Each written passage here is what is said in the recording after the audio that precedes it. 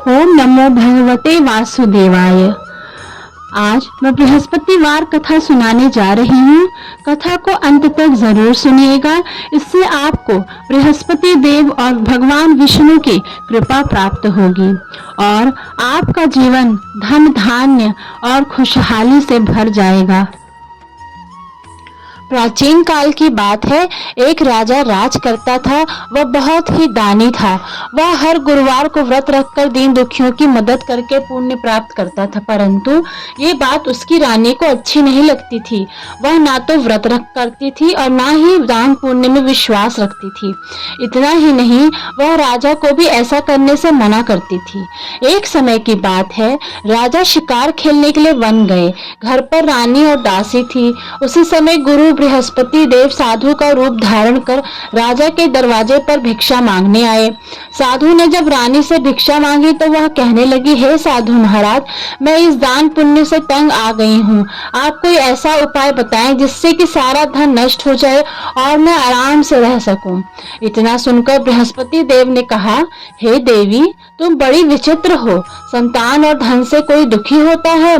अगर अधिक धन है तो उसे शुभ कार्यों में लगाओ, कुमारी कन्याओं का विवाह करवाओ, विद्यालय बाग बगीचों का निर्माण करवाओ, जिससे तुम्हारे दोनों लोग सुधरेंगे।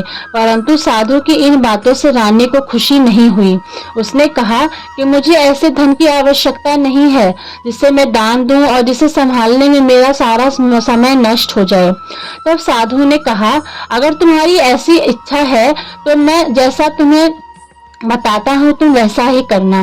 गुरुवार के दिन तुम घर को गोबर से लीपना, अपने बालों को पीली मिट्टी से धोना, राजा से हजामत बनाने को कहना, भोजन में मांस मदिरा का प्रयोग करना, कपड़े धोबी के यहाँ धुलने को देना।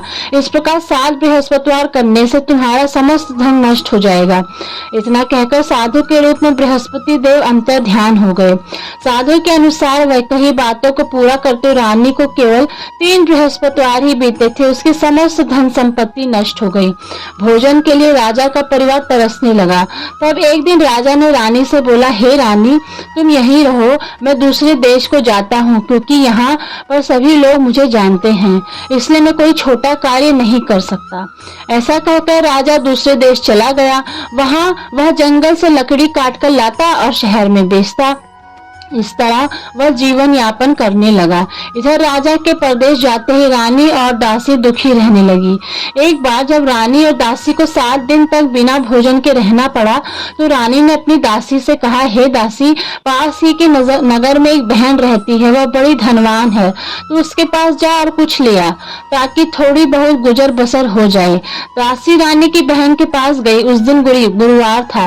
रानी की बहन उस समय बृहस्पतिवार व्रत की कथा सुन रही थी। दासी ने रानी की बहन को अपनी रानी का संदेश दिया, लेकिन रानी की बड़ी बहन ने उत्तर नहीं दिया। तब दासी को रानी की बहन से कोई उत्तर नहीं मिला तो वह बहुत दुखी हुई और उसे क्रोध भी आया। दासी ने वापस आकर रानी को सारी बात बता दी। ये सुनकर रानी ने अपने भाग्य को कोसा। उधर रानी की बहन ने सोचा कि मेरी बहन की दासी आई थी, परंतु उससे नहीं बोली, इससे वह बहुत दुखी हुई होगी। कथा सुनकर और पूजा समाप्त करके वह अपनी बहन के घर आई और कहने लगी, हे बहन, मैं बृहस्पतिवार का व्रत कर रही थी, तुम्हारी दासी मेरे घर आई थी, परंतु जब तक कथा होती है तब तक ना तो उठते हैं ना ही बोलते हैं, इसलिए मैं नहीं बोली।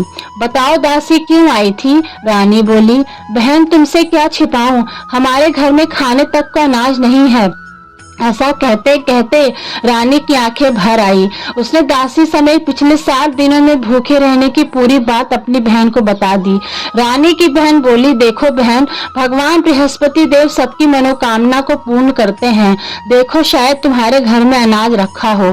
पहले तो रानी को विश्वास नहीं हुआ, पर बहन के आग्रह करने पर उसने अपनी दासी को अंदर भेजा तो उसे सचमुच अनाज से भरा एक घड़ा मिल गया।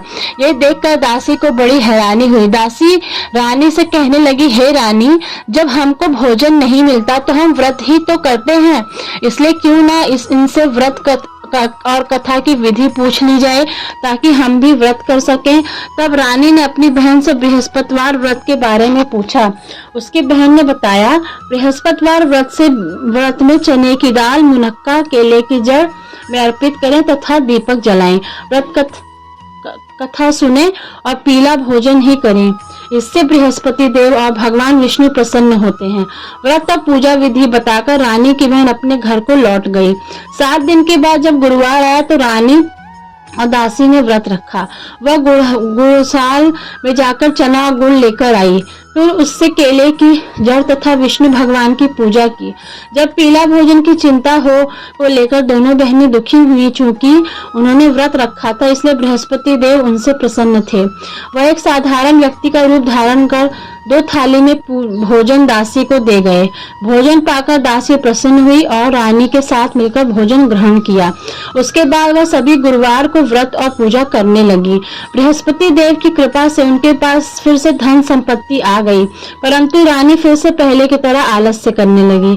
तब दासी बोली, देखो रानी, तुम पहले भी इस प्रकार आलस्य करती थी। तुम्हें धन रखने में कष्ट होता था, इस कारण सभी धन धान्य नष्ट हो गया था। अब जब बृहस्पति देव की कृपा से धन मिला है तो तुम्हें फिर से आलस्य होने लगा है। रानी को समझाते हुए दासी कहती है कि बड़ी मुसीबतों के बाद हमने ये धन पाया है, इसलिए हमें दान पुण्य करना चाहिए, भूखों को भोजन कराना चाहिए और धन को शुभ कार्यों में खर्च करना चाहिए। इससे तुम्हारे कुल का यश बढ़ेगा, स्वर्ग की प्राप्ति होगी और पितृ प्रसन्न होंगे। दासी की बात मानकर रानी अपना मन शुभ कार्यों में खर्च करने लगी। इससे पूरे नगर में उसका यश बढ़ने लगा। बृहस्पतिवार व्रत कथा के बाद श्रद्धा के साथ आरती की जानी चाहिए। इसके बाद प्रसाद बांटकर उसे ग्रहण करना चाहिए।